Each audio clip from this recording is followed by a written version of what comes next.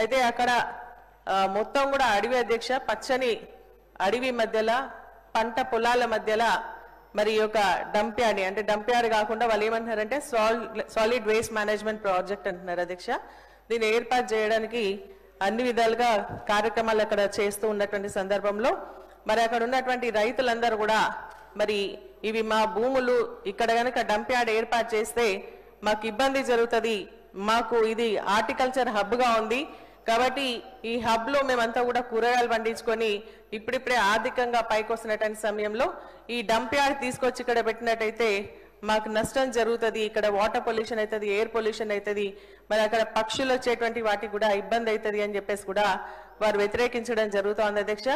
ఇదేంటంటే మరి ముఖ్యంగా ఏంటంటే అధ్యక్ష, ఇక్కడ అన్యాయమైనటువంటి విషయం ఏంటంటే అధ్యక్ష, మరి ఫిబ్రవరి 4వ తారీఖున మధ్యరాత్రి అక్కడ ఉన్నటువంటి ఆ మండలానికి సంబంధించినటువంటి ముఖ్య నాయకులు, ఆల్ పార్టీస్ నాయకులను కూడా అరెస్ట్ చేసి పోలీస్ స్టేషన్కి తీసుకెళ్లి పెట్టి ఆ రోజు రాత్రే వందల సంఖ్యలో జిహెచ్ఎంసీకి సంబంధించినటువంటి వెహికల్స్ టిప్పర్లు వచ్చి మరి మన టెంపరీ కంపౌండ్ వాల్ వేయడానికి మెటీరియల్ని తీసుకొచ్చి అదేవిధంగా ఆ గ్రామాలు నల్లవల్లి, కొత్తపల్లి, అదేవిధంగా ప్యారానగర్కి సంబంధించినటువంటి ఆ 3 గ్రామాల్లో మరి పోలీస్ పహారా మధ్య దాదాపు 1000ల సంఖ్యలో పోలీసులు వచ్చి మరి చెక్ పోస్టులు ఏర్పాటు చేసి ఆ గ్రామాలకు ఎవరిని వెళ్ళనీయకుండా, ఆ గ్రామాల నుంచి బయటికి రానియకుండా పోలీస్ పహారాలో ఆ గ్రామాల నిర్బంధంలో ఉంచడం జరిగింది అధ్యక్ష. ఇది అన్యాయమైనటువంటి విషయం అధ్యక్ష. డంప్ యార్డ్ అనేది ఒక ఐసోలేటెడ్ ఏరియాలో పెట్టాలి అధ్యక్ష. ఇది ఒక మరో జవహర్ నగర్ అయ్యే విధంగా మరి అక్కడ డంప్ యార్డ్ ఏర్పాటు చేయడం అన్యాయం అధ్యక్ష. నేను ప్రభుత్వాన్ని డిమాండ్ చేస్తా ఉన్నాను, నిజంగా కూడా అక్కడ ఏదైనా పెట్టాలి అని అనుకుంటే అది ఫారెస్ట్ లో ఉంది కాబట్టి దాంట్లో ఒక ఎకో ఫారెస్ట్ సంబంధించినటువంటి అర్బన్ ఫారెస్ట్ ని డెవలప్ చేయండి, లేదంటే ఎంప్లాయ్మెంట్ ప్రొవైడ్ చేయాలని అనుకుంటే అక్కడ ఇండస్ట్రీ పెట్టండి, అక్కడ ఉన్నటువంటి యువకులకు ఉద్యోగాలు వస్తాయి.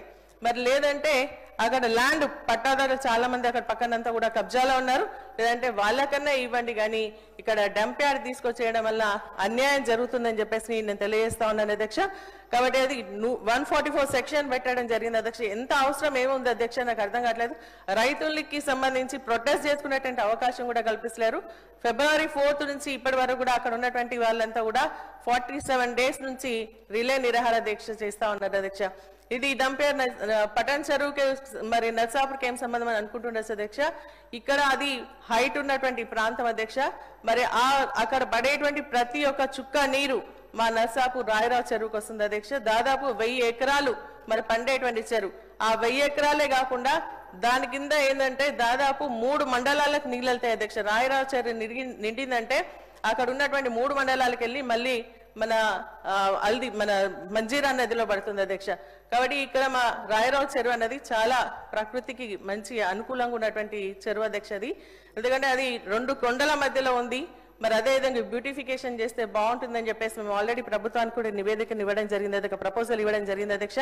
కాబట్టి నేను మీ ద్వారా ప్రభుత్వానికి కోరుతా ఉన్నాను ఏంటంటే దీన్ని ఇమీడియట్ గా నిలిపేయాలి. ఎందుకంటే అక్కడ ఉన్నటువంటి రైతులందరూ కూడా కోర్టుకు వెళ్ళడం జరిగింది. కోర్టు ఆపేమని చెప్పినా కూడా మరి రాత్రి వీళ్ళు పనులు ప్రారంభిస్తే మళ్ళీ రైతులు వెళ్ళడం జరిగింది. రైతులు వెళ్తే మళ్ళీ స్టేటస్ కో ఇస్తూ మరి కోర్టు కూడా వాళ్ళని ముట్టకాలేయడం జరిగింది అధ్యక్ష. కాబట్టి దాన్ని ఆపేయాలని చెప్పేసి నేను ఈ సందర్భంగా మీ ద్వారా విజ్ఞప్తి చేస్తాను. మరి ఇంకొకటి అధ్యక్ష, నేను ఫారెస్ట్ డిపార్ట్మెంట్ కూడా మరి మంత్రి గారు కూడా ఇక్కడ ఉన్నా నేను విజ్ఞప్తి చేస్తా ఉన్నా. వాళ్ళు అనేది ఏంటంటే 152 ఎకరాలు గ్యాప్ ల్యాండ్ అంటున్నారు అధ్యక్ష. అంటే ఫారెస్ట్ కి అదేవిధంగా రెవెన్యూకి సంబంధించి గ్యాప్ ల్యాండ్ ఉంది. ఆ గ్యాప్ ల్యాండ్ లో మేము ఈ యొక్క డంప్ యార్డ్ పెడుతున్నాం అంటున్నారు. కానీ నల్లవల్లిది అదేవిధంగా కొత్తపల్లికి సంబంధించినటువంటి 2 ఫారెస్ట్ ల్యాండ్ అటాచ్ చేస్తే టోటల్ గా 152 ఎకరాలు ఫారెస్ట్ లోనే ఉంది.